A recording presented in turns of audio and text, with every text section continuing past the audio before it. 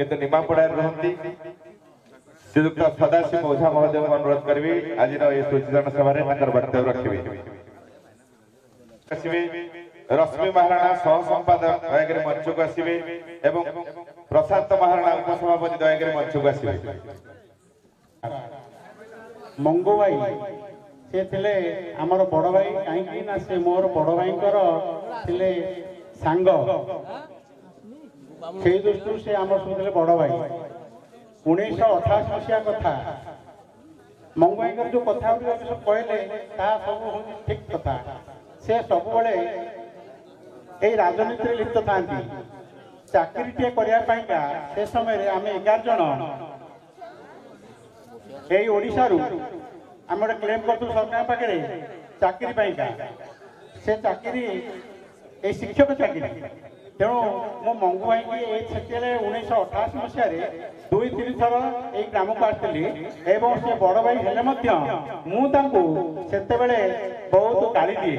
मुझे तुम कौन एमती बुड़ुच से कर सब तुम चाकरी दाना पानी गोटा ठीक करना नहीं ना सान भाई तो बुझे कौन बुझी एमती कहती मुझे गाड़ी करी किंतु से एत सुंदर भाव में बड़ भाई स्नेह श्रद्धा मत बांधी देना मुझे कहींपार नहीं से भी मोर कौन कथा को धरती नहीं मुझे मो बड़ भाई की कहे से सांग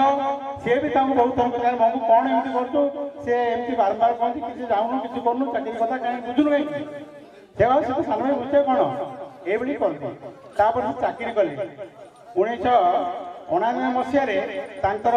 चाकरी प्रथम शिक्षाकर्मी भाव में चाकरी कले 1891 से कौन कले ना रेगुलर है चाकरी आम 11 जन को रेगुलर चाकरी है 91 मसीह शिक्षकता चाकरी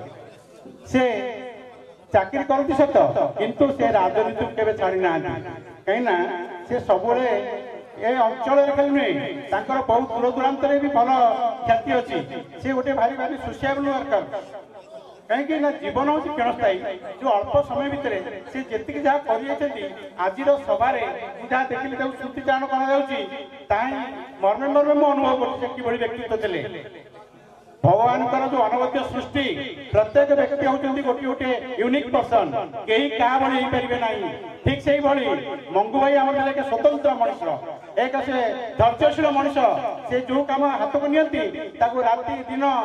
खूब आंतरिकता सहकारे नकला पर्यंत से केवल निपड़ा जाती नहीं आम यही विश्वकर्मा कूलर से गोटे उज्जवल ज्योतिष कहले किसी अत्युक्ति हे ना कहीं ना से सभापति थी भाव में आमर जो विश्वकर्मा कूलर उन्नति सी सदा सर्वदा लगी था मत सबुदिन सका सन्धार सदाशिव सार आज या एमती करवा ये जो बाट सब कथा मन पड़ी मुझे कथा कहती किए कह किसी दिन तले आसलु ये जो गाँव हूँ 42 बाटी जो ये कार्तिक साहू जो होता एकादश कार्य योगदान करूँ आम मीटिंग स्मृति चाण करूँ से ही सभा मुझे कहती मंगू भाई तुमको बयस आसी 70 होगा मो भाई सांग तेणु तुम्हें एणिकी स्वास्थ्य प्रति जत्न ने ये सब कार्य कर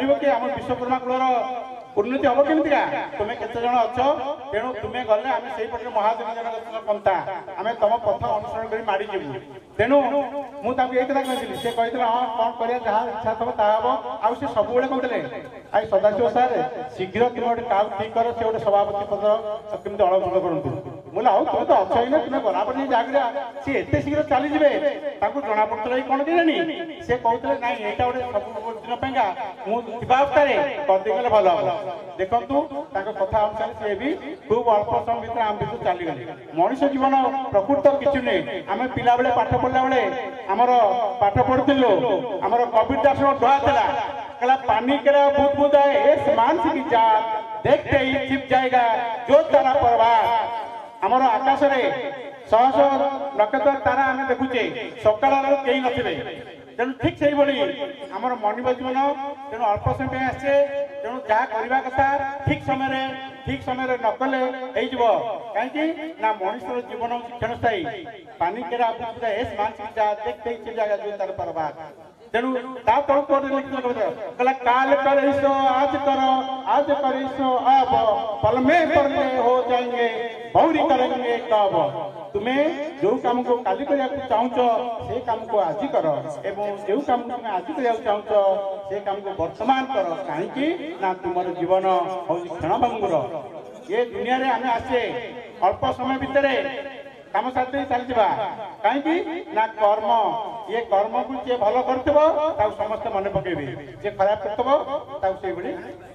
ପାଇବେ। ତେଣୁ ଆମେ ଯେତିକି ଦିନ ବଞ୍ଚୁଛେ, ମୋର କହିବାର ତାତ୍ପର୍ଯ୍ୟ ହେଉଛି ଆମେ ସମସ୍ତେ ମାନବ ଏଠି ଜୁଟିଛେ। ତେଣୁ ଆମେ ଏଭଳି କର୍ମ କରିବା ଯେଉଁଭଳି ଭାବରେ ଆମେ ଚାଲିଗଲା ପରେ ମଧ୍ୟ ଲୋକମାନେ ଟିକେ ହୃଦୟ ଭିତରେ ରଖିଥିବା ସେ ଲୋକଟି ଭଲ ଲୋକଟିଏ ଥିଲେ। ଯେଉଁଭଳି ଭାବରେ ଆଜି ମଙ୍ଗରାଜ ଭାଇଙ୍କର ଆଜି ସ୍ମୃତିଚାରଣ ସଭାରେ କେଡ଼େ କେଡ଼େ ଲୋକ ଆସି କେଡ଼େ ସୁନ୍ଦର କଥା କହିଦେଇ ଯାଉଛନ୍ତି। ସେ ମରିଲେ ମଧ୍ୟ ଅମର ହୋଇକିରି ଏ ହୃଦୟ ମହାଂସରେ ସମସ୍ତଙ୍କର ଜନମାନସରେ ପୂଜ୍ୟ ହେଇକି ରହିଯିବେ। ତେଣୁ ତାଙ୍କର ଗୁଣ କୀର୍ତ୍ତନ କଲେ ବହୁତ ସମୟ ଲାଗିବ। ମୁଁ ଆଉ ସମୟ ନେବିନି, କହିଲେ ବହୁତ କଥା ଅଛି,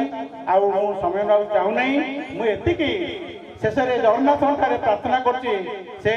ମହୋଦୟଙ୍କର ଆତ୍ମାର ପରମାତ୍ମାଙ୍କ ସହିତ ଲୀନ ହେଇଯାଆନ୍ତୁ। ସେ ପରିବାରର କେମିତି ଉନ୍ନତି ହେବ ଜଗନ୍ନାଥ ତାକୁ ଛାୟା କରିକି ରଖନ୍ତୁ।